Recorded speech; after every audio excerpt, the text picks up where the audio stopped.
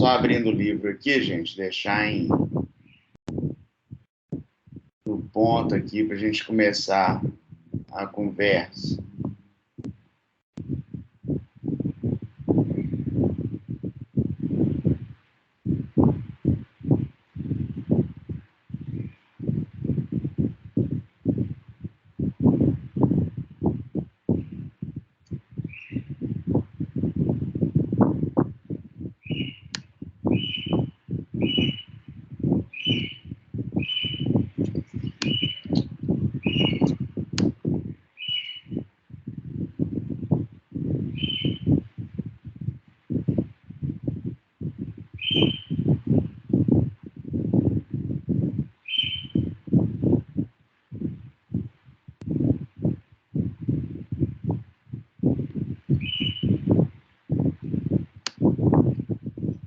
Nós ficamos de tratar hoje de dois magistrados, né? No caso, vamos tratar do presidente e também do Foster, que é o segundo magistrado a dar um voto no julgamento ali dos exploradores de caverna. É o Trupênio e o Foster, se não me falha a memória, né, Dani? Isso, é o Trupênio e o Foster. Trupênio é o presidente, o Foster é o primeiro depois do presidente, né? Ele é o vogal. Gente, sejam bem-vindos todos. Declaro aberto o nosso segundo encontro do Clube do Livro Direito e Literatura, sob a coordenação do professor Daniel Aires, que é um parceiro maravilhoso que eu trouxe aqui para a faculdade. E sempre gosto de ressaltar, sábado de manhã, quem está aqui conosco é porque é forte. Nós estamos aqui com os fortes. Dani, foram 68 inscrições. Estamos aqui com 15 pessoas. Somos poucos, mas somos bons. Para um sábado de manhã, esse é um número extremamente relevante. Sejam todos bem-vindos. E só para relembrar o caso dos exploradores de caverna, talvez tenha alguém, como as inscrições de discentes, de alunos, elas encerraram-se ontem, pode ter alguém que se inscreveu durante essa semana e não participou do primeiro encontro.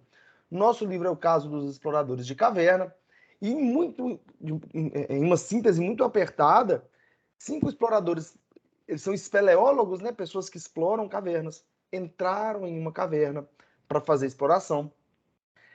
Houve um deslizamento de rochas que os prendeu lá dentro. Um sujeito chamado Roger Whitmore, que era um dos exploradores, ao perceber que eles não teriam suprimentos para sobreviver até o resgate, porque era um resgate complicado que durou 32 dias, ele propôs em um dado momento que um dos espeleólogos fosse sacrificado para que sua carne alimentasse os demais e permitisse que eles sobrevivessem até o resgate. Porém, logo antes de decidirem na sorte, por dados, quem era aquele que deveria ser devorado, o Roger desistiu. Ele falou, não quero brincar desse trem mais não. E os outros falaram, não, você teve a ideia, nós vamos realizar esse sorteio. E o próprio Roger foi o sorteado para que fosse sacrificado. E agora os 4 sobreviventes estão sendo julgados pelo tribunal. Eles foram condenados pelo juiz de primeira instância, na verdade eles foram condenados pelo júri, e agora estamos analisando o voto dos ministros, né, que são chamados de ministros no livro. Já vimos o relato do presidente, agora veremos o voto do presidente e o voto do Foster. Adianto, eu adoro o voto do Foster. Vamos que vamos, Dani, agora é contigo. Beleza. Bem, primeiro vamos só relembrar que a gente vai discutir cada um dos votos e que nós não estamos aqui para poder conversar ou falar no sentido de que o voto de um deles é o mais certo ou o mais errado. Na verdade, a gente tem que se ater às discussões que são feitas, porque essa divergência que o livro retrata é uma divergência natural no mundo jurídico. E o mais importante dos votos são as questões de cunho moral que elas levantam. Então, à medida que eu fui lendo os votos, eu tentei pontuar algumas questões, e aí eu gostaria de tentar começar essa conversa nossa trazendo essas questões, e aí eu vou pontuar alguns trechos que eu julgo importante, e aí, a partir disso, a gente pode ir conversando, lembrando que o mais importante é que vocês falem, é que vocês transmitam aquilo que sentiram, aquilo que pensam, aquilo que conseguiram absorver e digerir, né? O digerir aqui no sentido da gente pegar aquilo que nos é transmitido e, a partir disso, a gente conseguir construir o nosso próprio raciocínio. Lembro que o presidente, ele não apresenta um voto propriamente dito, né?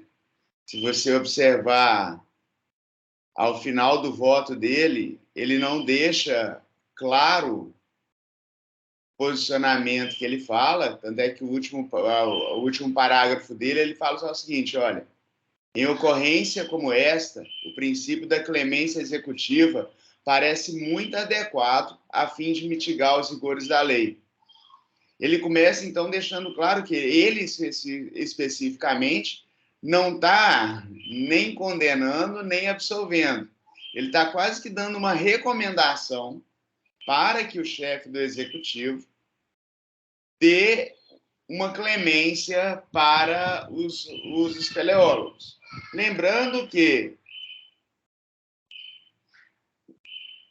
dentro daquilo que nos é possível absorver aqui, essa clemência seria algo semelhante ao Instituto da Graça que nós temos no direito brasileiro. Por que seria algo semelhante? A gente tem que pontuar que é diferente falar em graça e falar em indulto.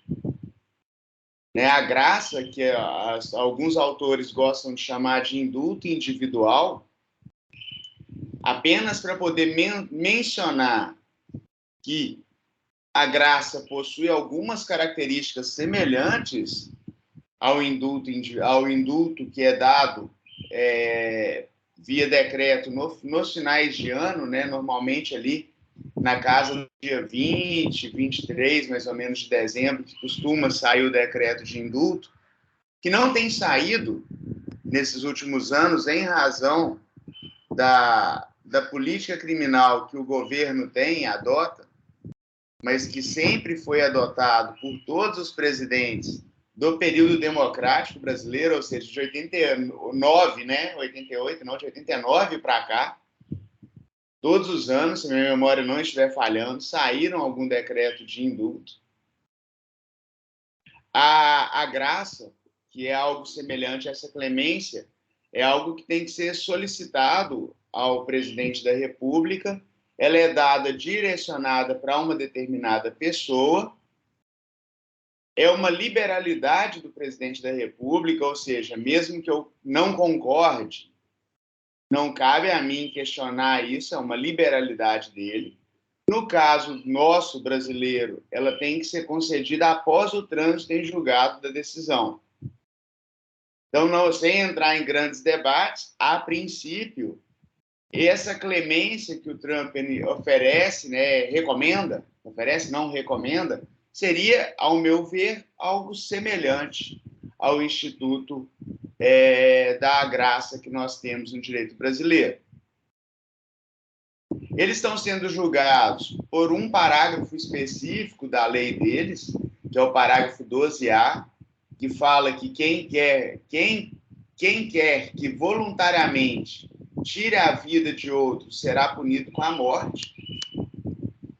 E aí eu já chamo uma primeira questão, vou até colocar aqui no chat para que a gente tenha ela transcrita.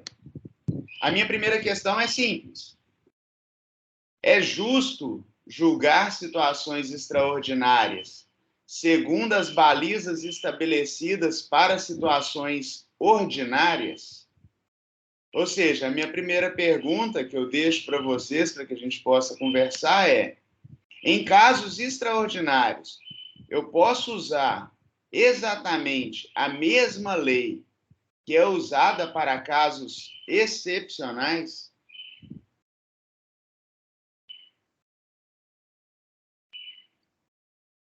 Apenas a título de exemplo, a gente sabe os resultados gravosos que a pandemia gerou aí no nosso país e no mundo inteiro. Imaginem uma situação, uma pessoa que desesperada aí, vendo um parente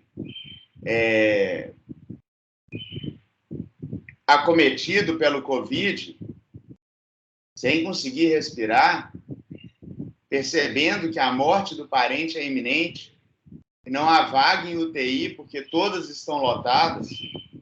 Imagine que essa pessoa entre no hospital portando uma arma e ameace os funcionários do hospital para que deem o devido tratamento para aquele parente que ela está vendo que vai a óbito se não for atendido naquele momento.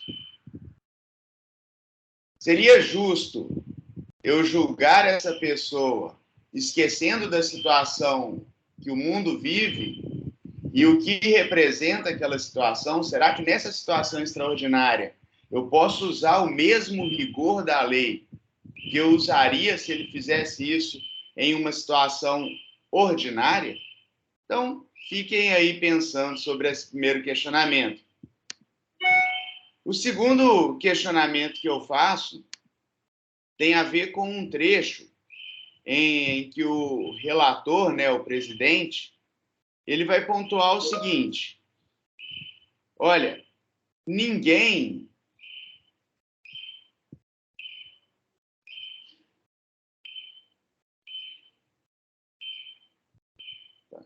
Bom dia, Evandro. Obrigado pelas belas palavras. E aí, só pontuando aqui, por favor, gente, não me chamem de doutor, tá? Não precisa ter formalidade para conversar comigo, não. Tá certo? Podem me chamar de Daniel, podem me chamar de Dani, de esse menino. De príncipe. O Diego só me chama de príncipe, de coisinha, né? Então fiquem à vontade aí. O outro trecho que eu pego como padrão para uma pergunta minha, e aí vou transcrever a pergunta aqui. A pergunta aqui acho que é uma pergunta talvez um pouquinho mais simples, né? Porque quando eles percebem que o resgate, né, vai demorar a chegar, aí nesse momento que eles começam a cogitar, né, a ideia de retirar a vida de um deles para que eles possam sobreviver e aguardar o resgate. Então eu deixo para vocês duas perguntas. A primeira delas é: por que inicialmente parece certo a ideia de sortear quem deve ser morto para salvar a vida dos outros 4, mas essa certeza muda a partir do momento em que o Ekmor se recusa a aceitar a sua sorte? O que eu estou querendo questionar vocês? Qual que é a provocação que eu quero deixar? Vamos imaginar aqui, ó, tá aparecendo aqui na minha câmera, eu, o Diego, o Robert e a Idamara. Vamos imaginar que nós 4 estamos dentro da caverna. Por que inicialmente, se eu propusesse um sorteio para que a gente escolhesse quem vai se sacrificar para que os outros sobrevivam, por que inicialmente, na nossa cabeça de pessoas presas dentro de uma caverna, sem chances de sair dali tão rápido, isso seria inicialmente correto? Mas por que na hora que a gente para pensar que se eu, Daniel, for sorteado e vocês quiserem executar o que a gente concordou, o que a gente acordou, e eu me recusar a me submeter ao sorteio, falar assim, olha, não, vocês não vão me matar, não, a gente vai sair daqui um tempo, vamos segurar mais um pouco. Por que agora, diante da recusa, a gente começa a se questionar se é tão justo assim tirar a sorte para poder matar alguém. Porque até então, quando a gente se depara com uma pessoa que aceita o acordo, né, o contrato que eles fizeram, e que se submete à execução daquela pena, entre aspas, que eles estabeleceram, a gente não se questiona sobre certo e errado, sobre justo e injusto. Mas quando a pessoa vira e fala assim, não, peraí, eu fui sorteado, mas eu não quero mais. Seria justo agora que eles segurassem o Edmore e executassem a pena, forçando ele a se submeter a um contrato que não tem nada a ver com as regras que eles têm na sociedade dele? A terceira pergunta é: por que retirar a vida de um dos espeleólogos parece certo, mas quando a gente lê no início do livro que 10 operários morreram para salvá-los, nos incomoda imaginar nos 10 operários morrendo? Então, para início de conversa, só com o voto do relator, depois a gente vai para o voto do Foster, que o Diego gosta tanto. Eu deixo essas 3 perguntas e eu quero ouvir vocês. Ô, professor, bom dia. Você poderia repetir essa última pergunta aí? A última é: por que retirar a vida de um dos espeleólogos parece certo, mas incomoda saber que morreram 10 operários para salvá-los? O Dontal, a pergunta o Dani jogou no chat também, bacana. Ô Dani, eu achei muito legal que hoje o objetivo é tratar dos 2 votos, mas você sempre me surpreende positivamente. Você trouxe antes algumas provocações que julgo muito, muito, muito importantes. E algo que, sempre que eu leio esse livro, que me leva a refletir, é o fato de momentos antes do sorteio, o Roger ter dito o seguinte: não quero participar mais. E ter sido obrigado a participar. E isso eu acho que é um ponto crucial. Eu leio o livro todo, eu formo a minha opinião, e já adianto, concordo muito com o segundo fundamento do juiz Foster que nós vamos analisar. Mas o tempo todo eu fico me questionando, será que é aquele fato? E foi um fato confessado pelos 4 réus, né? Eles disseram, não, o Roger, logo antes do sorteio, falou, vamos esperar mais um pouquinho, dá pra gente segurar a onda. Eu fico pensando se isso poderia, de alguma forma, aumentar a culpabilidade desses espeleólogos, de não aumentar a culpabilidade deles. E, logo em breve, quando falarmos do primeiro fundamento... É engraçado, aí eu falo, eu gosto, eu sei de cor o voto do juiz Foster. Ele traz 2 fundamentos, um com o qual eu não concordo, e o outro com o qual eu concordo plenamente. E daqui a pouquinho, quando estivermos no voto do Foster, eu vou ponderar sobre a morte dos 10 operários que faleceram nas tentativas de resgatarem os espeleólogos. Mas eu queria que a gente pensasse nisso. Aquela desistência do Roger, ela tem o condão de aumentar a culpabilidade? Ela muda em alguma circunstância a situação dos espeleólogos, dos réus, o fato de o Roger, logo aquele que morreu, ele ter desistido e coincidentemente ter sido sorteado? Olha que curioso. Isso me incomoda. Eu leio o livro, eu tenho uma conclusão, mas poxa, isso me incomoda até hoje. Até hoje.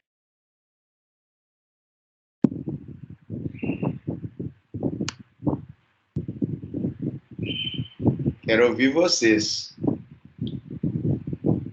Alguém quer se manifestar, alguém quer falar. Ô, gente, é aqui que é hora de falar.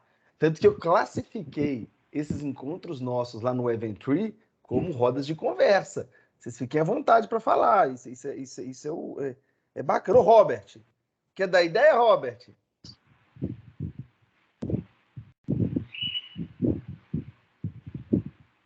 Eu vou arriscar falar aqui.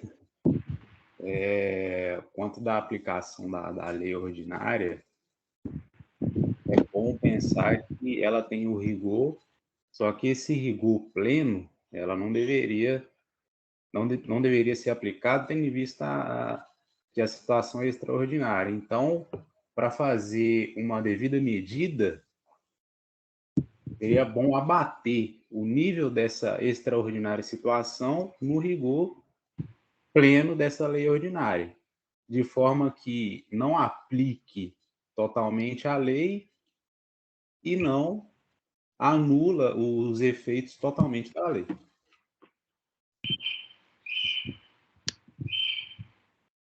Mas você consegue imaginar uma forma de fazer isso, não?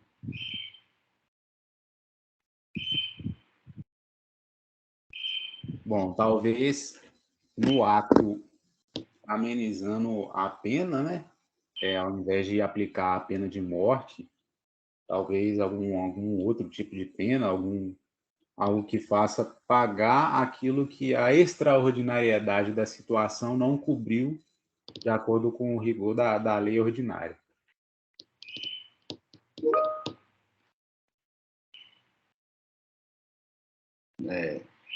Concordo que eu, particularmente, eu tenho um instituto, né, de direito brasileiro. Eu acho que seria perfeitamente aplicado aqui. Se vocês abrirem, eu vou abrir aqui, tá? O Código Penal.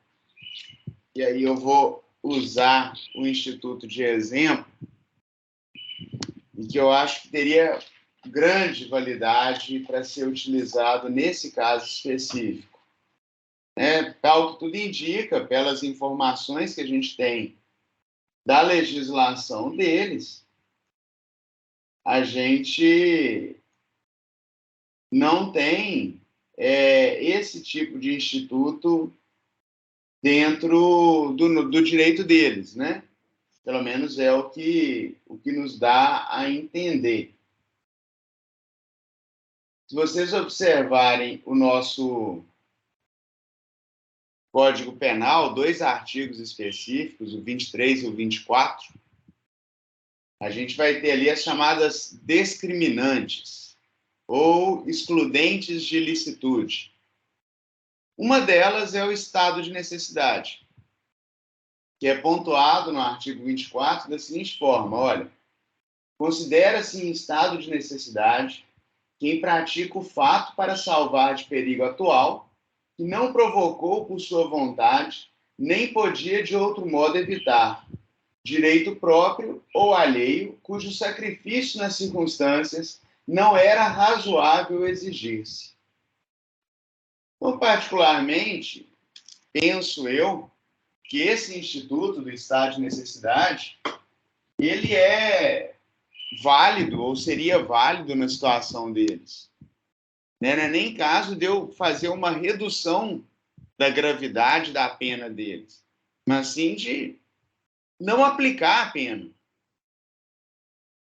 Eu, particularmente, não consigo imaginar uma situação diferente no caso deles. Eles não escolheram estar presos dentro da caverna. Eles não tinham como saber que aquilo ia acontecer. Eles não tinham como prever a gravidade da situação. Então, eu não acho que deveríamos aplicar a lei do jeito que foi aplicada no julgamento. Só que a gente tem um problema, que aí levanta a questão moral. Se a gente faz um acordo e o acordo é cumprido do jeito que a gente fez, tudo bem. Mas foi feito um acordo e que antes de fazer o sorteio, a situação muda. Porque o que foi vítima, né, o que foi vitimado pelo sorteio, o que foi sorteado, ele já não mais tinha livre participação no sorteio. Ele não queria mais. Então, a gente pensar no estado de necessidade é válido e eu acho que se enquadra perfeitamente. Agora, olhando por um aspecto moral, se o Diego já não quer mais participar do sorteio, poderíamos segurá-lo, jogar o dado em nome dele e depois executar o resultado do sorteio contra ele, mesmo ele deixando claro que ele não quer participar? Esse daí talvez seja a discussão maior por trás da situação. É até que ponto salvar a vida de 4 justifica retirar a vida de uma pessoa sem que ela tenha consentimento naquilo. Porque enquanto há o consentimento, é mais fácil da gente enxergar a situação. Enquanto eu me disponho a participar, é mais fácil. O problema é quando eu não quero. Eu falo, olha, não vai ser assim. Não é assim. Porque aí, a partir desse momento, eu tenho uma resistência, né? Eu não tenho mais uma liberdade de participação de todos. Já não é algo consentido. E detalhe, o Roger, ele se recusa a participar antes do sorteio ser feito. Também seria diferente se ele se recusasse a participar depois que o sorteio foi feito. Porque percebam que em momento algum do sorteio foi o Roger que jogou os dados dele. Será que se ele jogasse o dado, o resultado ainda seria o mesmo? Será que se fosse a mão do Roger segurando o dado e jogando ele, o resultado ainda seria o mesmo? A gente poderia entrar em outros debates interessantes, que são o seguinte. Aí é óbvio que são meras conjecturas. Será que de fato foi essa a história? Será que eles não criaram um factoide e combinaram, vamos contar essa história? É claro que são conjecturas que jamais vão ser consideradas no julgamento, porque não existe outra história, e somente a que eles contam. O Roger não está aqui não estava no julgamento para se manifestar, obviamente, mas esse ponto ele é crucial no livro. Eu acho sensacional levar o debate para esse lado, e eu acho muito bacana que o livro todo, eu tô adorando os ganchos do Daniel, de, por exemplo, lá no livro não existe essa excludente de ilicitude. Na lei do condado, não existe essa excludente. E o Daniel aproveitou para trazer, no direito brasileiro existe. Olha que interessante. E o livro todo ele gira em torno, aproveitando o comentário que o Robert fez aqui no chat, ele gira em torno de interpretação da lei, como preencher lacuna da legislação. Será que a lei é só aquilo que está escrito mesmo?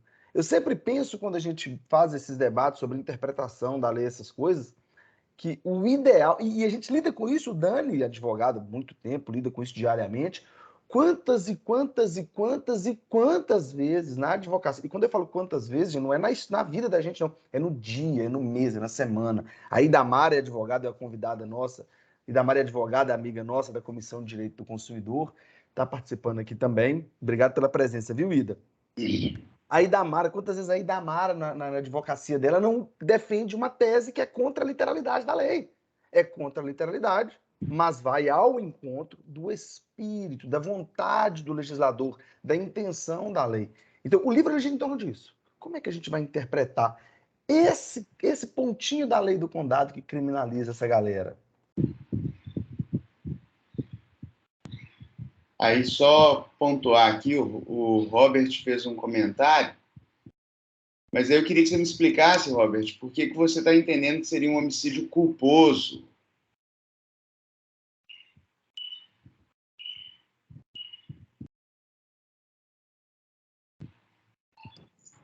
Só apresente seus argumentos para poder explicar essa sua ideia de um homicídio culposo e não de ser doloso, né?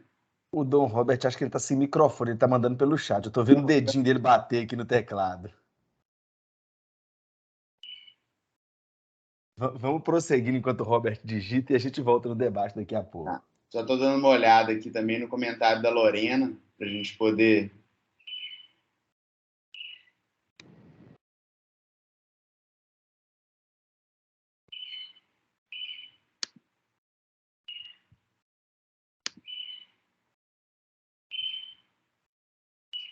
A Lorena falou assim, ó, primeiramente, não é justo julgar situações atípicas utilizando-se da mesma base de uma situação ordinária.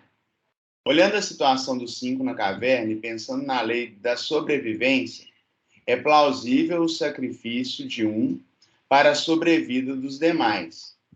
Eu vejo com um certo egoísmo a recusa imediata do Edmund, uma vez que a proposta surgiu dele.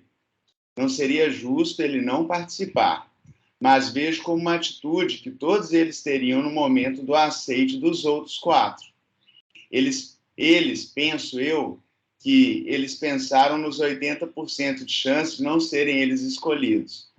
Agora, respondendo à última pergunta, parece errada a morte dos operários por não estarem numa situação de necessidade. Eles não estavam presos numa situação atípica. Eu concordo com a questão da Lorena sobre os operários, no sentido de eles não estarem presos numa situação atípica, e acho que talvez uma das coisas que mais incomode quando a gente pensa que 10 morreram para salvar 4, é a gente pensar, na verdade a gente tenta, né? E aí, só trazendo um outro argumento, de certa forma, quando a gente pensa no direito à vida, a gente acaba colocando as vidas todas com o mesmo pé de igualdade, né? Porque a gente não pode olhar para o direito à vida do Daniel, o direito à vida do Diego, e entender que o meu direito à vida vale mais do que o direito à vida do Diego. Porque quando a gente pensa no direito à vida, ele é equânime para todos. Tá certo? Então, uma questão da gente trabalhar com a ideia muito matemática, muitas vezes, a gente acaba por ponderar o quê? 10, 4. É uma questão de número. Mentalmente, a gente faz esse raciocínio, mesmo que a gente não queira fazer. Tá certo? E aí eu acho que é por isso, Lorena, que quando a gente olha para a morte dos 10 operários, nos incomode tanto. Será que não seria mais fácil, por exemplo, deixar as coisas na caverna do jeito que estão? Será que justificaria eu colocar tanta pessoa em risco para abrir uma caverna? Mas aí não é um raciocínio que seu, ou meu, ou do Diego, ou do Robert, ou da Indamara, que seria um raciocínio ruim ou errado. A gente acaba trabalhando muito com método matemático, né? Por isso que muitas vezes, eu acho que talvez você já tenha se deparado com isso, a gente tenta resolver problemas complexos com soluções simples. Vocês já repararam que a gente divide a nossa sociedade em bem e mal, certo e errado? Será que é tão simples assim a gente olhar para as coisas e falar assim, não, isso é certo e isso é errado? Fulano é bom, fulano é ruim. Será que todo mundo é 100% bom e todo mundo é 100% ruim? Será que na minha vida, o dia inteiro, eu faço tudo 100% menos 100% certo ou 100% errado? Será que o Diego não erra? O Diego faz tudo certo? O Diego, eu tenho certeza que ele não erra, né? Mas será que ele faz tudo 100% certo? Será que o Diego é 100% bom? Será que ele não acorda um dia atravessado e pensa assim, ah, não, hoje eu estou com vontade de chutar o pau da barraca? De aprontar. Se a gente olhar se a gente tentar resolver o problema da caverna com 100% de que isso é bom ou isso é ruim, a gente não consegue resolver. E também acho, Lorena, realmente, se eu me colocasse nesse sorteio, eu ia botar fé que os meus 80% de chance de não ser sorteado ia prevalecer. Eu acho que a Nilda quer dar uma palavrinha. A Nilda levantou as mãos. Ei, professor Diego, tudo bem? Ei, Nilda, bom dia, tudo bem? Bom dia. Eu fiz esse trabalho, né? A nossa turma fez esse trabalho com a professora Priscila e foi muito legal, porque nós defendemos esqueci o nome agora. Os e a espeleólogos. gente, na época, isso, foi muito legal, porque a gente defendeu eles, né? Porque foi uma situação de muito desespero. Então, já haviam morrido 10.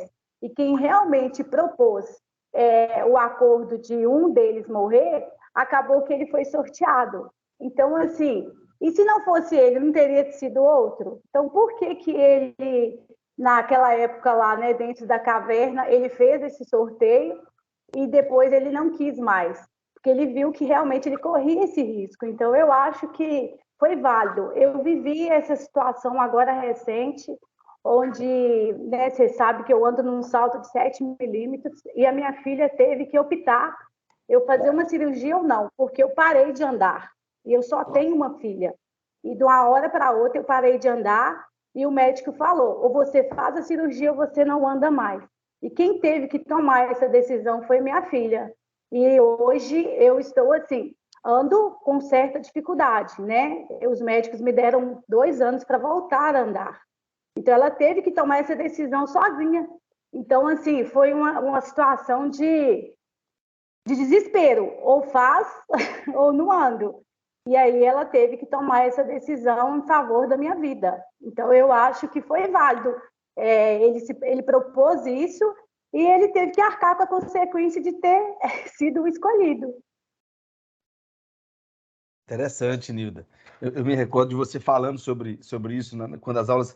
Sua cirurgia foi quando ainda era Microsoft Teams, confere as aulas. Não, na cirurgia, aquela vez eu caí, quebrei o cóccix. Agora, em outubro, eu tive, do nada eu parei de andar, do nada. Eu parei de andar e tive que ir para o hospital Machucunha, e aí teve que ser tomada essa decisão.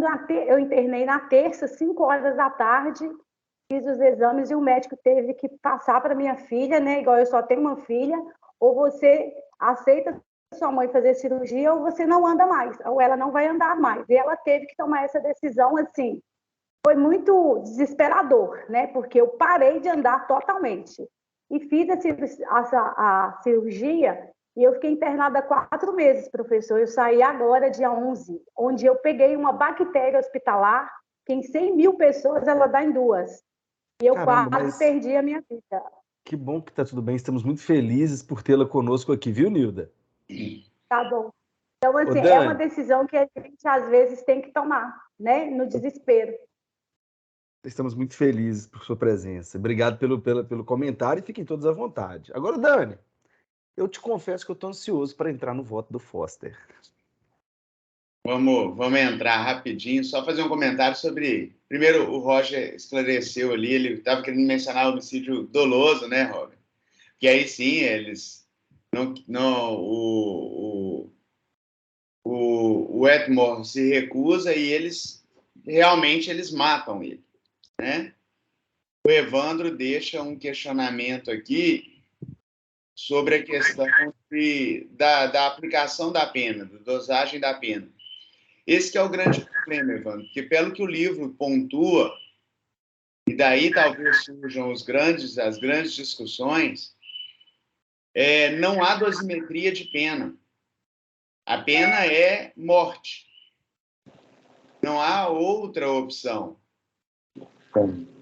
Então, pelo que o livro deixa para a gente de mensagem sobre a pena que é aplicada ao caso, seria uma pena de morte. O juiz, ele aplica a pena de morte ou ele absolve. Então, ele iria para a ideia de 100% errado e aplica a pena de morte, ou ele iria para a ideia de 100% certo e absolveria eles. A gente sempre tem que considerar, pessoal, que nós estamos analisando o caso sob a ótica da legislação do condado do livro, em que tem um dispositivo legal que diz: quem matar voluntariamente é condenado com a morte. Ponto. Sem exceções. A gente vai entrar nisso daqui a pouquinho com mais detalhes no voto do Foster. Vamos satisfazer o Diego e ir para o voto do Foster? Vocês vão gostar. Aí vou pontuar primeiro que o Foster, ele é naturalista, né? Ele vai fugir da aplicação da lei vigente para poder justificar o voto dele. E é interessante no voto dele que ele vai fazendo uma série de referências a questões que a gente pode trazer para o próprio direito brasileiro. Eu vou ler alguns trechos que eu destaquei e depois vou pontuar algumas observações para a gente poder começar a discussão. O primeiro trecho que eu destaco é logo no inicinho dele, que ele vai explicar o voto dele. Ele vem e fala o seguinte: pessoalmente, não acredito que nossa lei conduza à monstruosa conclusão de que esses homens são assassinos. Creio, pelo contrário, que declara que são inocentes de terem cometido qualquer crime. Fundamenta essa conclusão em duas premissas independentes, cada uma das quais basta por si só para justificar a absolvição dos réus. A primeira dessas asserções baseia-se em uma premissa que pode suscitar oposição, até que tenha sido examinada em profundidade. E aí ele começa a primeira premissa dele, em que um trecho dessa premissa ele fala o seguinte, só voltar aqui no início do parágrafo desse trecho, ele fala o seguinte, para vocês pegarem o parágrafo todo. A proposição de que toda lei positiva se baseia na possibilidade de coexistência entre os homens soa de modo insólito. Não porque a verdade que contém é estranha, mas simplesmente porque é uma verdade tão óbvia e ubíqua que raramente temos ocasião de colocá-la em palavras. Como o ar que respiramos, ele é parte tão integral de nossas vidas que acabamos por nos esquecer de que existe, até que, de repente, somos dele privados. Quaisquer que sejam os objetivos buscados pelos vários ramos do nosso direito, é evidente a reflexão de que todos eles têm como meta facilitar e melhorar a coexistência entre os homens e regular com justiça e equidade as relações de sua vida em comum. Quando a suposição de que os homens são capazes de coexistir deixa de ser verdadeira, como obviamente aconteceu nessa extraordinária situação em que a preservação da vida só se tornou possível pela privação da vida, então as premissas básicas subjacentes a toda a nossa ordem jurídica perdem seu significado e força. A questão principal que eu levanto aqui é, às vezes, para a gente conseguir garantir o direito à vida, nós temos que privar a vida. O direito à vida, ele é absoluto? E aí fica uma pergunta. Primeira pergunta. Se vocês conseguirem continuarem lendo esse parágrafo, o próximo parágrafo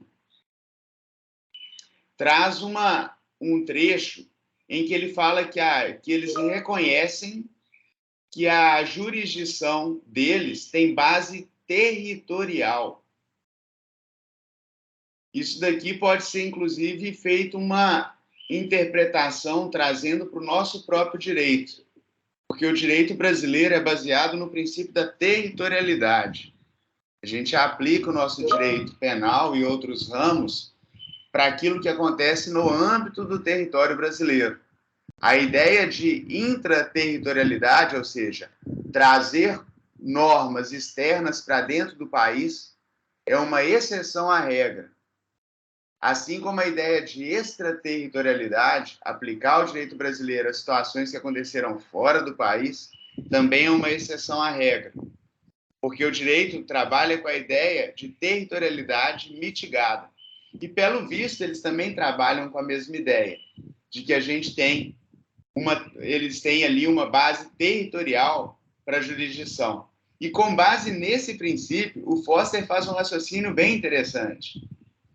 Ele continua o parágrafo e basicamente fala o seguinte: e se considerarmos que o que aconteceu com eles, por ser uma situação extraordinária, não aconteceu na nossa base territorial, eu poderia aplicar a nossa lei para poder condená-los? Então, primeira assertiva dele deixa a primeira pergunta. O direito à vida é absoluto? Quem quer responder? Ô, Dani, me chama muita atenção esse primeiro argumento do Foster. Porque, olha que interessante, embora eu goste muito do Foster, do voto do Foster, esse argumento ele me chama atenção por um motivo muito especial. Ele diz o seguinte, basicamente, olha, eu acho interessante que nós grifamos o mesmo trecho do livro. É o trecho em que ele fala que o objetivo do direito é facilitar, é melhorar a coexistência humana. E aí eu lembro muito de Caio Mário da Silva Pereira, um dos maiores civilistas de base do nosso direito civil. O Caio Mário diz assim, o direito é o princípio da pacificação social. Você não tem paz se você não tiver direito. Imagina a sociedade, todo mundo vivendo junto ali e sem regra, todo mundo na loucura, todo mundo de todo mundo, loucura, loucura. Enfim, eu queria fazer esse comentário e vou entrar no primeiro argumento do Foster. O Foster diz o seguinte, olha, a nossa lei não pode condenar esses espeleólogos por dois motivos. Ele fala do primeiro motivo, que ele entende, primeiramente, que a lei daquele condado não se aplica àqueles espeleólogos, porque ele diz o seguinte, olha, se considerarmos que aplica-se o princípio da territorialidade e que o direito ele pressupõe a possibilidade de coexistência humana, aqueles 4 espeleólogos presos no fundo de uma caverna por uma espessa camada de pedras, eles não conseguem coexistir com a nossa sociedade.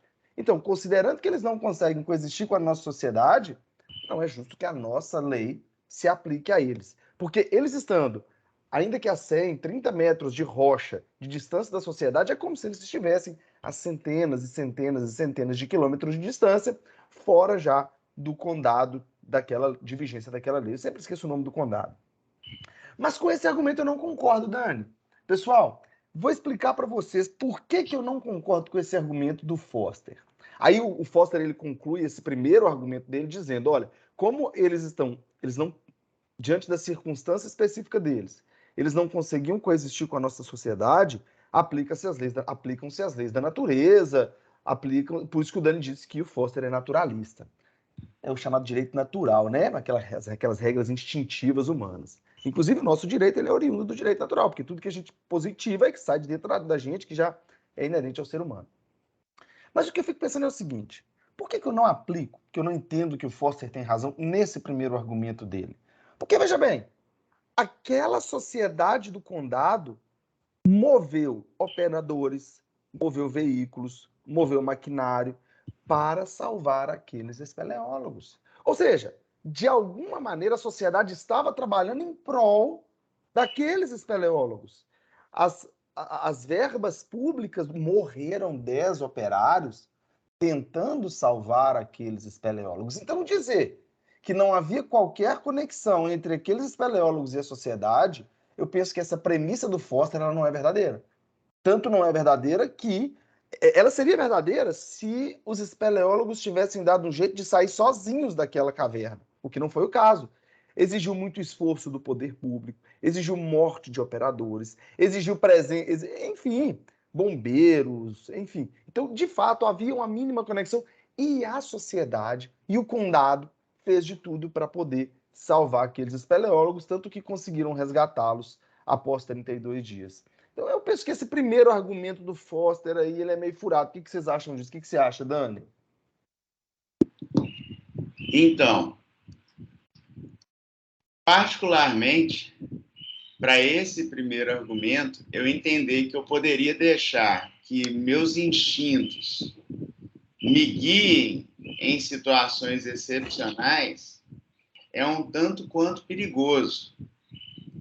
Por quê?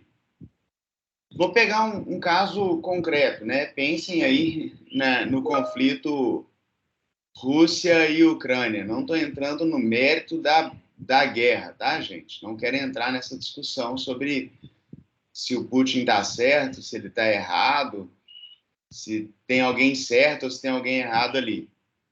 Mas se você pensar numa guerra, eu estaria diante de uma situação em que há o iminente perigo de vida sempre, né? Ninguém acorda um dia em uma guerra sem estar em perigo de vida. Você não sabe que horas que uma bomba vai explodir em cima da sua casa, você não sabe que horas que um tanque vai disparar uma bala de tanque para cima da sua casa, você não sabe que hora que vai entrar um exército na sua rua atirando para tudo que é lado. você está sempre em uma situação de perigo de vida. E mesmo numa guerra, a gente tem regras, né? Eu não posso pegar uma pessoa em uma guerra que se renda e executar essa pessoa. Mas você não consegue ter segurança, por exemplo, que se um soldado, né, até não gosto da expressão, mas vou usar, se um soldado inimigo, imagina que o Diego é um soldado inimigo, e aí ele se rende. Eu consigo ter segurança que o Diego não vai tentar fazer nada comigo? Não consigo. Então justificaria eu tirar a vida dele? Eu poderia dizer que é um instinto de sobrevivência, porque eu estou numa situação excepcional que a todo momento eu estou correndo risco. Mas ainda assim a gente tem que regulamentar as nossas escolhas com base em algum padrão. Porque se a gente deixar que o instinto de sobrevivência justifique que a gente saia fazendo qualquer coisa, nós vamos voltar à vingança privada. Dente por dente, olho por olho. Certo? Então, particularmente, eu acho um tanto quanto perigoso a gente entender que é o instinto de sobrevivência que pode justificar a escolha deles de tirar a vida do Edmond. Eu não acho que eu posso voltar para aquela ideia de ser uma coisa pura e simplesmente natural. Eu acho que eu tenho muito mais próximo uma situação em que o fato que estava acontecendo com eles impede que eles mantenham um raciocínio com base na lei do que propriamente ser algo justificado pelo instinto de sobrevivência. Até porque, se eles demoraram mais de 10 dias para poder escolher retirar a vida do Edmond, para fazer o sorteio, não é propriamente o instinto de sobrevivência.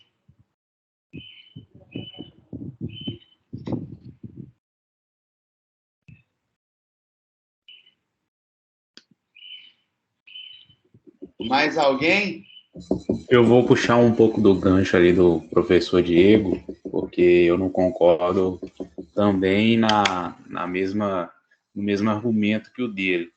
É um pouco difícil de acreditar que eles não estavam na mesma base territorial, justamente pelo esforço de toda a equipe. Porque por mais que eles não sabiam dar uma resposta, intrinsecamente eles sabiam qual era a resposta. Porque o espírito moral de não matar estavam sobre ele, porque caso contrário, eles não ligariam para aqueles exploradores, eles simplesmente deixariam eles lá e eles se resolviam e saíam de lá. E o fato deles, os exploradores, terem demorado isso, e agora puxando o que você acabou de dizer, também prova que o espírito moral ali estava impedindo eles de executar logo essa situação. Então, eu creio que eles estavam torcendo não pela morte que seria executada por ele, mas por eles, né? Mas por uma morte que via de uma forma natural. A pessoa morreu sem que fosse precisasse matar ela. Mas o que me chama muita atenção, se Dani me permitir entrar no segundo argumento do Foster, me chama muita atenção o segundo argumento do Foster, pessoal, porque veja bem, o Foster ele diz assim, e eu grifei alguns trechos e depois eu falo sobre esses trechos que eu grifei. O Foster, eu acho muito legal como o Foster começa a apresentar o segundo argumento dele. Porque ele fala assim, olha, eu vou apresentar 2 argumentos pelos quais eu acho que a nossa lei não condena esses 4 infelizes espeleólogos. E aí o Foster apresenta esse primeiro argumento de que eles não estariam sujeitos à lei do condado, pela dificuldade, pela impossibilidade de coexistência humana. Mas aí o Foster, quando ele começa o segundo argumento dele, ele fala assim, ele fala, olha, mas vamos fazer o seguinte, eu assumo que eu cometi um erro ao utilizar o primeiro argumento. Vamos assumir que, porque para o segundo argumento dele ser utilizado, ele tem que presumir que os espeleólogos estão sujeitos à lei da Commonwealth. Aí ele diz o seguinte, olha, tá bom, eu errei naquele primeiro argumento. Agora eu quero apresentar o meu segundo argumento. E ele fala assim, será que a lei deve ser aplicada em sua literalidade? Ou será que o aplicador da lei, ele deve buscar o propósito dela? Olha que interessante, porque o legislador, quando ele elabora uma lei, tenha em mente todos vocês que estão aqui. A lei ela não é só um texto. A lei ela é uma intenção social. A lei ela busca solucionar um problema da coletividade. E a interpretação literal que nós fazemos da lei, ela é só a primeira interpretação. E eu digo mais, ela não é só a primeira interpretação. Ela é a forma de interpretação mais pobre da lei. Quando você lê um dispositivo legal, por isso que existem as faculdades de direito. Porque se bastasse a lei... Diga, Dani. Rapidinho. Você acabou de me dar a base para o meu próximo argumento. Então a gente está conectado, Dani. A gente tem transmimento de pensação que a gente tem, cara. Aí o que acontece? Veja bem, se bastasse ler a lei, para que estaríamos aqui, eu, Daniel, a faculdade? Não faz sentido. Nós estamos aqui para explicar o porquê. Nós estamos aqui para explicar como funciona.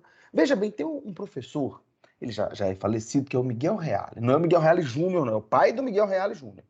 Miguel Reale ele tem uma obra brilhante, Lições Introdutórias de Direito. É maravilhosa essa obra de introdução. E nessa obra ele diz o seguinte, ele desenvolve a chamada teoria da tridimensionalidade, que diz que o direito nada mais é do que fato, valor e norma. O que é um fato, valor? Por que fato, valor e norma? E por que 3 dimensões do direito? Olhe para a sociedade, saia da sociedade e olhe de longe para ela. Olhe de longe para o Brasil, por exemplo. O Brasil, ele tem uma sociedade que tem fatos sociais acontecendo o tempo todo. Fato é aquilo que acontece. E o Brasil também tem valores próprios. Fato, valor. As normas que regem a sociedade brasileira nada mais são do que um resultado da junção entre os fatos e os valores. Olha, nós temos uma sociedade que tem tais problemas.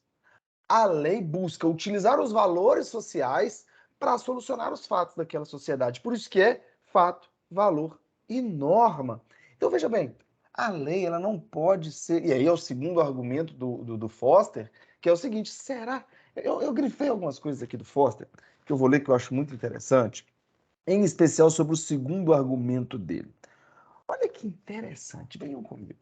De certo, abram aspas, de certo, vemos agora com perfeita clareza que o ato cometido pelos réus viola a redação literal da lei, segundo a qual aquele que intencionalmente tirar a vida de outro é um assassino. Contudo, um dos mais antigos fragmentos da sabedoria jurídica é o ditado, segundo o qual um homem pode violar a letra da lei sem violar a própria lei. Todo enunciado de direito positivo, quer esteja contido em uma lei promulgada pelo Poder Legislativo ou em uma decisão judicial, deve ser interpretado com sensatez à luz do seu propósito evidente. Então eu acho brilhante quando o Foster ele nos propõe, ele nos convida a dizer o seguinte, vamos procurar o propósito da lei, não nos atenhamos à literalidade dela, porque a literalidade ela esconde muitas coisas que é a mesma coisa de alguém olhar para... Olha que legal, pensei uma coisa bacana. A literalidade da lei nada mais é do que um hábito ridículo que parte da sociedade tem, que é julgar pela beleza ou pela aparência física. Quando você olha para alguém e julga a pessoa pela aparência física dela, você nada mais está fazendo do que interpretar a lei de forma literal. Aquela pessoa é muito mais do que aparência. A lei é muito mais do que a sua redação literal. Passo a palavra a quem quiser. Acho que eu já fiz a introdução, depois eu vou ponderar mais sobre o tema.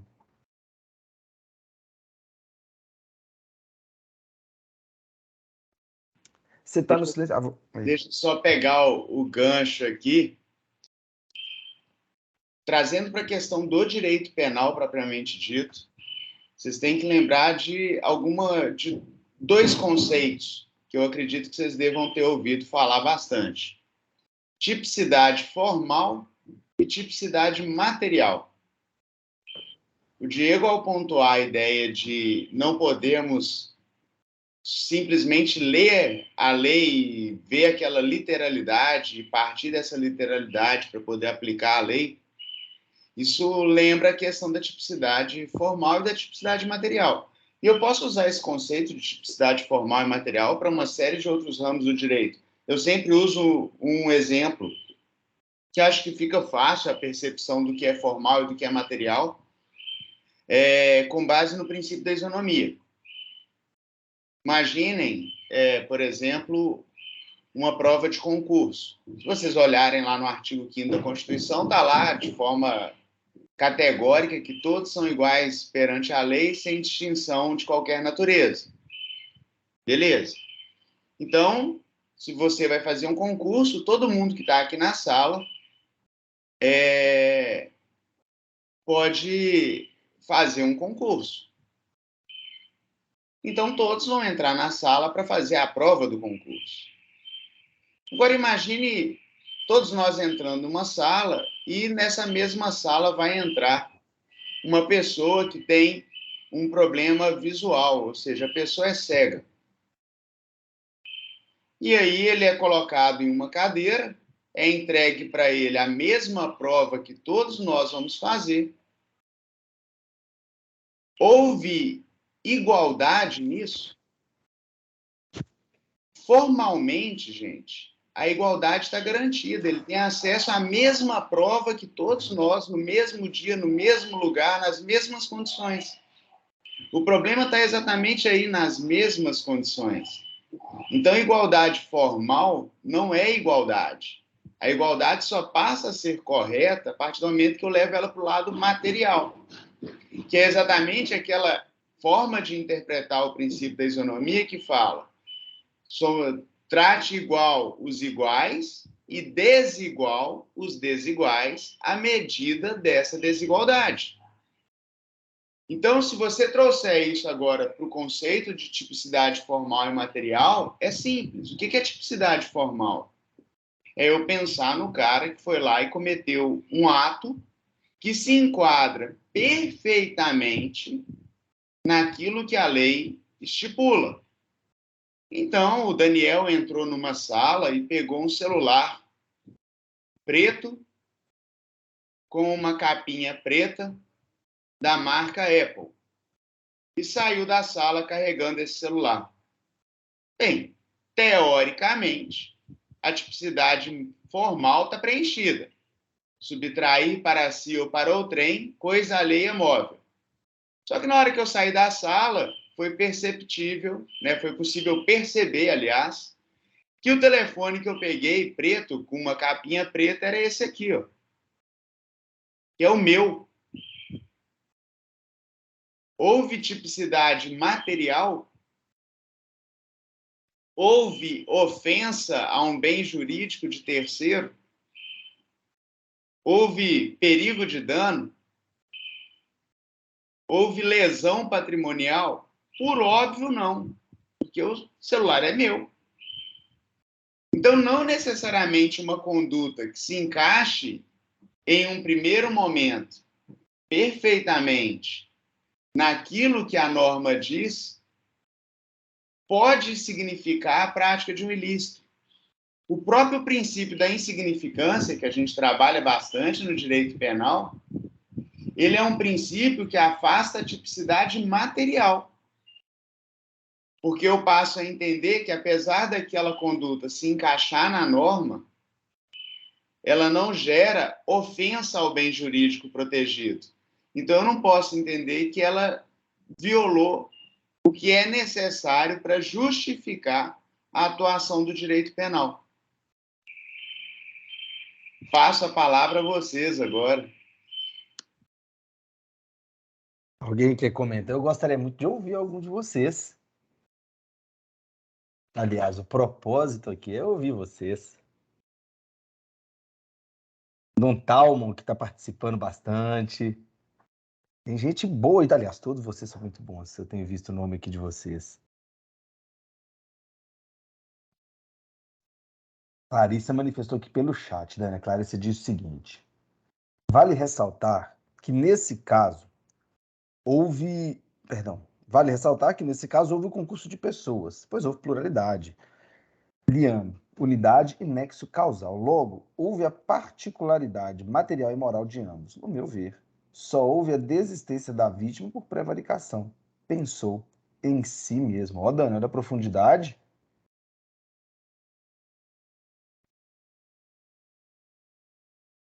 Eu me chamo muita atenção, sempre que eu penso nesse segundo argumento do Foster, me vem algo à mente muito interessante. E que eu vivenciei na pele, eu me recordo disso, acho que eu estou pequeno minha câmera aqui. Eu vivenciei isso na minha docência. Eu comecei a lecionar em 2010, galera, 23 anos de idade, e comecei a lecionar direito de família. Escutem bem isso, porque eu lembro disso e falo, poxa, isso está na minha vida. Por isso que eu me apego tanto a esse voto do Foster, que eu acho que é inteligente você buscar propósitos e não buscar somente literalidade, aparências. Por que eu digo isso? Eu me recordo com riqueza de detalhes. Quando comecei a lecionar direito de família em janeiro de 2010, janeiro não, foi no início de fevereiro de 2010, ainda não havia o reconhecimento jurisprudencial das famílias homoafetivas. Gente, eu estou falando de 12 anos atrás. Para o direito, 12 anos é um negócio desse tamanhozinho, do tamanho do grafite dessa lapiseira. 12 anos é nada em termos jurídicos. Eu vivenciei isso, profissionalmente falando.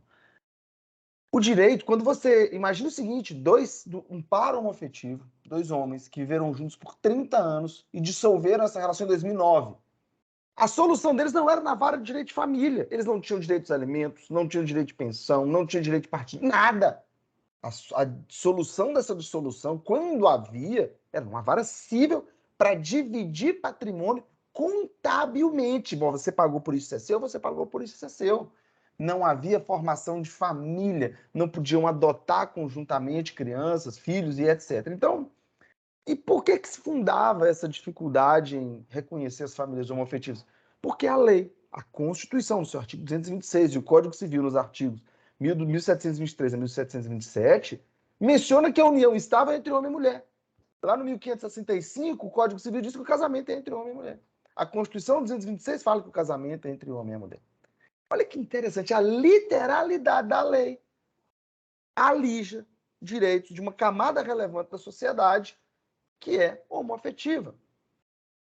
E aí os tribunais se viam perdidos em relação a isso. Mas aí eu chego naquele ponto. Ué, mas será que a lei deve ser interpretada somente em sua forma literal? Será que a intenção do legislador foi criar essa situação de injustiça? Porque aí é um ponto muito, muito, muito importante. Eu volto na primeira fala do Dani lá no sábado passado.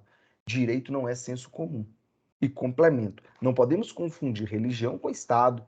Não podemos misturar igreja e lei.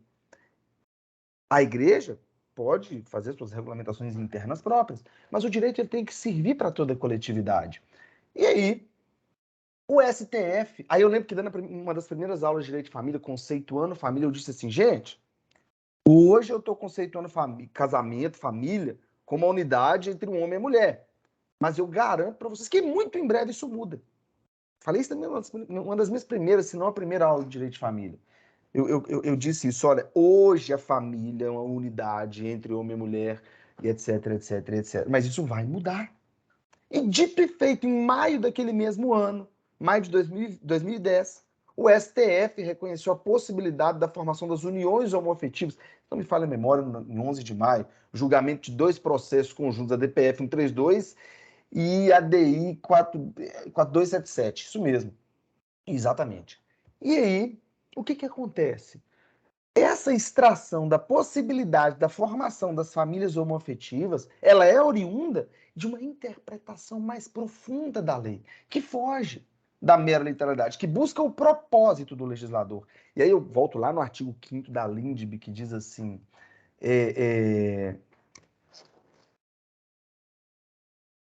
Ô, Robert, rapaz, estamos juntos, velho, seja muito bem-vindo. Isso aqui é o seguinte, tudo na vida a gente vai pegando assim o que a gente consegue. Obrigado. Se eu disser coisas muito difíceis aqui, você chama minha atenção. E aí, o que o STF fez ao observar aquele julgamento que chegou para ele? Eu não posso deixar de julgar. E aí lembrou do artigo 5º da Lindbe, que diz o seguinte, a lei ela deve ser interpretada em busca do bem da coletividade. em busca de atender as finalidades sociais às quais ela se destina. E aí buscou também no artigo 4º as formas de integrar a lei, de preencher as lacunas legislativas. E aí o STF foi interpretando, ele fez a interpretação literal. E aí o STF buscou a finalidade da lei. Será que a finalidade é excluir os pares homoafetivos? Qual é a interpretação histórica desses dizeres de homem e mulher na lei? É porque o tempo em que a lei foi redigida, havia um preconceito muito grande com os pares homoafetivos, o que foi sendo aos poucos superado pela sociedade. A gente tem tido uma regressão nisso, mas isso a gente vai parar com essa regressão. Então, acho que a sociedade, num dado momento, vai ver que a gente não pode regredir, mas tem que avançar. Eu digo no aspecto social, pessoal. E aí, o STF permitiu a formação das uniões homoafetivas numa interpretação que foge à literalidade da lei. E não só isso, Em muitos outros casos, você poderia ficar aqui citando por tempo e tempo, mas iríamos até meio-dia, a lei não é interpretada em sua lei. Por isso concordo tanto com a segunda parte do voto do Foster. Como é que nós estamos até agora, Dani, em relação aos juízes de votação? Conta para mim. Sobre... Você está querendo saber o total, quem vota em quê, qual que é o voto? Não, até agora nós vimos o Trupene, que é o presidente, e o Foster, né? Isso. O Trupene recomenda a clemência e acaba não manifestando um voto, precisamente. Ele não manifesta pela absolvição nem pela condenação. O Foster pede a absolvição. Fundado em 2 argumentos, né? Que são absolutamente contraditórios. É interessante isso. Ele conclui o voto dele falando o seguinte, concluo, portanto, que em qualquer aspecto sobre o qual esse caso possa ser considerado, esses réus são inocentes do crime de homicídio contra Roger Wetmore e que a sentença seja reformulada. Então, nós temos aqui quase... Na verdade, pelo que eu compreendi, o Trupene, que é o presidente, ele tirou dele da reta, né? Ele manteve a decisão do juiz de primeiro grau e falou assim, vamos torcer para o chefe do executivo oferecer clemência para essa galera. Ele pula fora, ele não fala nem que está aceitando o recurso, nem rejeitando, mas é aquela máxima, né? Se ele não fala que está aceitando, nem que está rejeitando, na verdade ele está mantendo a decisão do jeito que estava. No fundo, ele condena pedindo um favor pro chefe do executivo, limpa minha barra aí, meu irmão, me ajuda nessa aí. Agora, então, nós temos aí 2 votos já, né, que já estudamos. Eu acho que hoje, gente, 10h20 já, rendeu o papo, hein, Dani? Rendeu, foi bom. Então, nós temos o Trupene, que é o presidente, que falou do... E olha que eu adoro esse livro, porque ele nos permite passear por direito civil, por direito penal, por lei de introdução às normas do direito brasileiro. Nós já falamos de graça, já falamos de justnaturalismo, já falamos de interpretação, integração da lei, Cara, eu gosto de lembrar as formas interpretativas da lei. Nós temos a forma literal, nós temos a sistemática, que é interpretar a lei conforme o sistema jurídico no qual ela está inserida. Por exemplo, uma norma de direito de família deve ser interpretada de acordo com os princípios familiares, princípios do direito de família, e assim sucessivamente. Então, nós vimos literal, sistemática, interpretação histórica, teleológica e axiológica. Teleológica busca as finalidades da lei, a axiológica busca interpretar a lei conforme os valores, os axiomas vigentes dentro de uma sociedade. Então, eu gosto muito desse. Já vimos 2 votos, né, Dani? Semana que vem a gente consegue ver mais 2, porque tem um que pula fora. Eu esqueci o nome do juiz que não quer votar. Ele fala, eu não quero. Vai permitir a gente abordar também questões inerentes ao processo civil, ao processo, né? Questão processual sobre suspeição, impedimento. Sim, semana que vem mais 2 votos. Por mim, eu faço minhas considerações finais. Se alguém quiser bater papo, se alguém quiser fazer algumas ponderações, eu estou apaixonado por esse Clube do Livro, estou apaixonado pela iniciativa que nós tivemos e muito mais. São 10h30, nós estamos aqui com, sei lá, 20 pessoas, 21 pessoas, batendo papo sobre direito, sobre literatura. Isso é muito importante para todos nós. O Dani, eu sei que o Dani já foi à academia, já malhou o corpício dele, já tá malhando o cérebro agora, e agora é só alegria, né, Dani? É só levantamento de copo o resto do final de semana agora.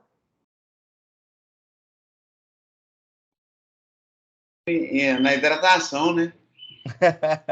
Hidratar, né?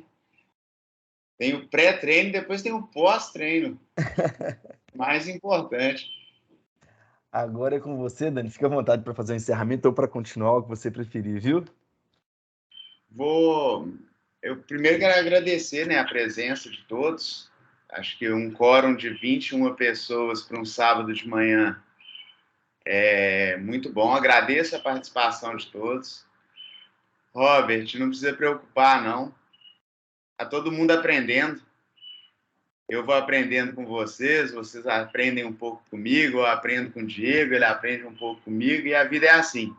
Então, não preocupa com o fato de estar em primeiro período, ou no 11º período, né, que é o caso meu, do Diego, da Idamara, que já somos formados, né, a gente está no 11º período. Dani, se for contar, a gente já está lá pro 26º, a gente não é menino não, cara, não vem achando que você é menininho, não.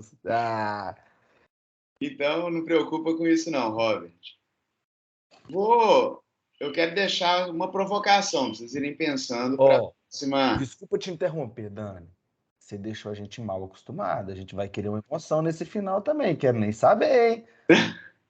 Vou deixar uma provocação, que é de um livro de um autor que eu gosto bastante, que chama Michael Sandel. Espero que vocês já tenham ouvido falar dele.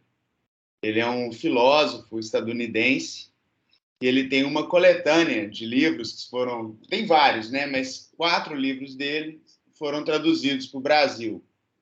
Um mais conhecido chama Justiça, o que é fazer a coisa certa. Tem um que chama Contra a Perfeição. Tem um que chama que trata, né? Agora o nome me fugiu, que trata sobre as questões de meritocracia. Ele tem aí 4 livros, basicamente, traduzidos para o direito brasileiro, né? Para o direito não, para a língua portuguesa, desculpa. E um desses livros, ele vai tratando ao longo dos livros sobre várias questões de aspecto moral. E uma das questões que ele coloca é sobre o direito à vida na perspectiva da discussão sobre aborto. Então, como a gente falou um pouquinho sobre ser o direito à vida absoluto ou não, eu quero só deixar uma provocação com base nessa perspectiva do direito das mulheres ao próprio corpo, porque acho que levanta um pouquinho a discussão sobre pensar no direito à vida, sobre ser absoluto ou não, e vai fazer com que vocês possam se provocar um pouco no curso da semana sobre a discussão para o próximo final de semana. Para a gente poder começar, só uma pergunta aqui, sem aspectos religiosos, políticos, morais, nem nada. Manifestem para mim aqui no chat quem que é favorável ao direito ao aborto e quem é contrário. Lembrando que no direito brasileiro nós não temos autorização para o aborto, salvo as situações excepcionais do Código Penal. Mas a gente sabe que tem esse debate sobre ter autorização para o aborto ou não. Então, gostaria de saber quem é contrário e quem é favorável. Falem aqui no... Nesse caso aqui, eu vou ficar igual o True Penny. Preciso pensar sobre o assunto. Ô, Dani. Só está manifestando aqui. Até agora, 3 contra 1. Eu tenho um pensamento muito... Eu fiz essa brincadeira de que eu preciso pensar sobre o assunto. Eu acho que é um tema que merece um profundo debate. Eu acho que a partir do momento em que há um envolvimento, e isso é muito sério, muito sério.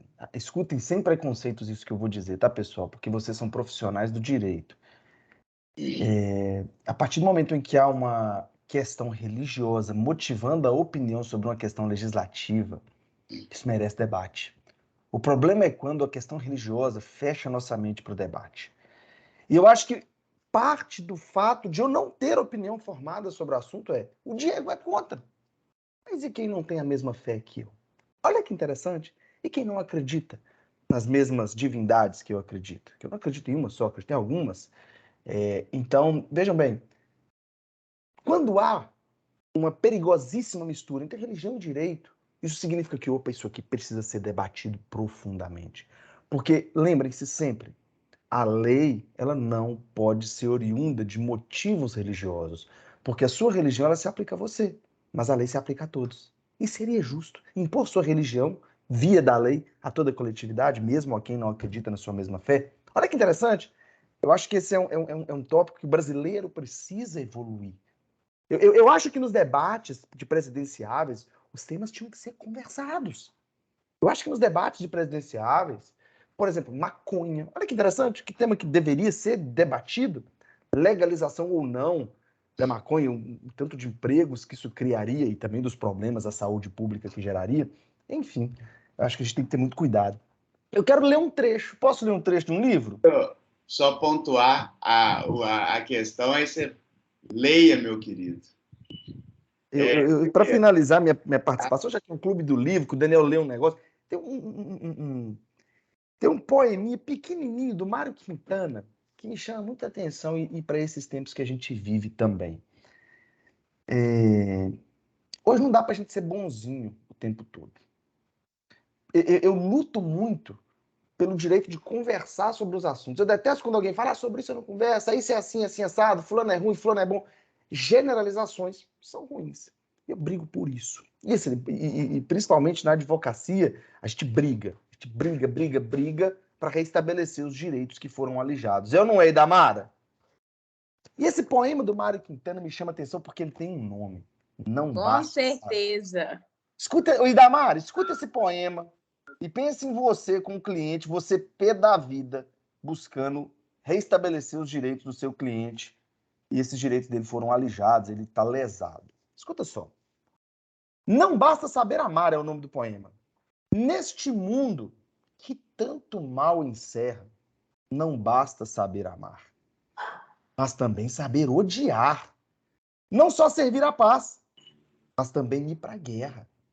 Seguiremos assim o próprio exemplo de Jesus, que tanto amor pregou na terra, quando ele, num ímpeto de cólera, arrelhaço expulsou os vendilhões do templo. Então nós estamos num mundo que não basta ser bonzinho o tempo todo, não. A gente tem que selecionar as boas causas e lutar por elas. Entendeu? Encerro minha participação. Agora eu vou só ouvir. Bem, Mário Quintana é sensacional sempre, né? Bem, vamos... Só para poder deixar a provocação para vocês, primeiro, eu, Daniel, tá?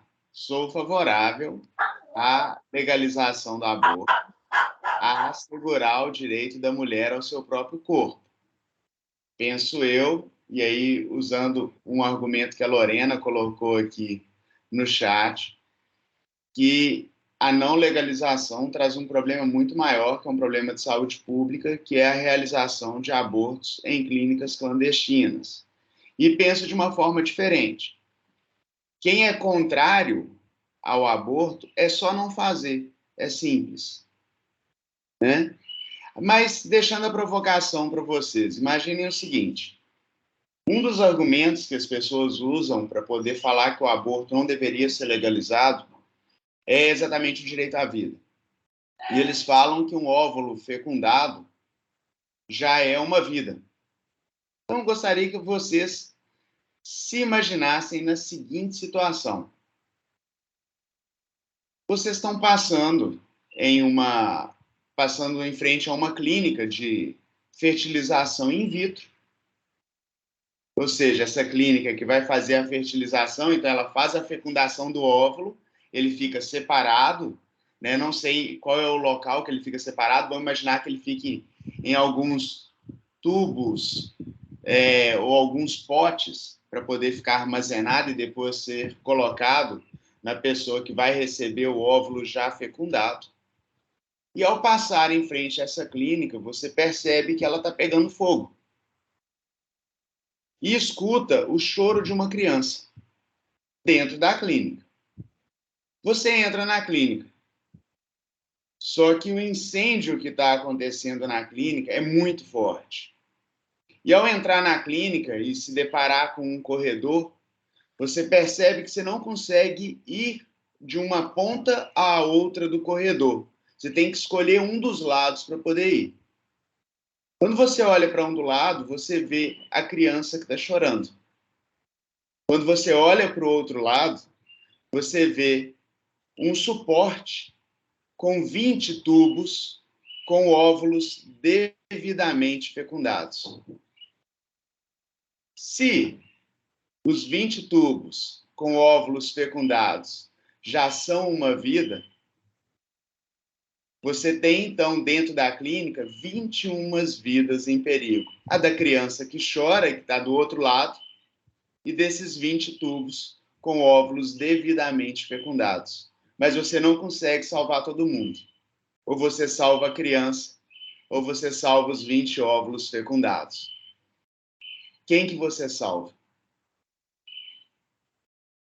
Pensem durante a semana e depois a gente discute se os 20 óvulos fecundados são uma vida do jeito que o argumento é colocado para a gente quando as pessoas querem defender a não legalização do direito ao aborto. No mais, gente, beijo no coração, até semana que vem, se Deus quiser. Gente, alguém dá um print bonitão na tela aí, ó. Quem dá você dá o print, Dani? Eu não sei Damares deu print, não, manda. Você mexer nessas coisas, não? Já fiz vários prints. Não, mas vamos fazer pose, pô. Quem puder ligar a câmera aí e fazer uma pose, vamos fazer uma posezinha legal aí para tirar uma foto, dar um sorrisão, sou. A gente já tem a feição fraca. Eu já tenho a feição fraca, o Dani também. Aí vai tirar foto despreparado, né? Ajuda aí. Nosso capital estético já não ajuda, né, Diego? Já não ajuda, pô. Alguém dá. Eu vou dar um print aqui. Pera, vamos lá, vou dar 1, 2, 3 e. Agora alguém dá um print aí também pro tio fazer pose. Printaram? Valeu, galera. Ó, beijo, Obrigado. bom final de semana. Tamo junto, viu? Beijo no coração para vocês. É nóis. Tchau. Gente, ó, já vão debatendo no grupo sobre quem vai ser acusação e quem vai ser defesa no júri do último encontro, viu? E definir a data, viu, Dani? Tamo junto.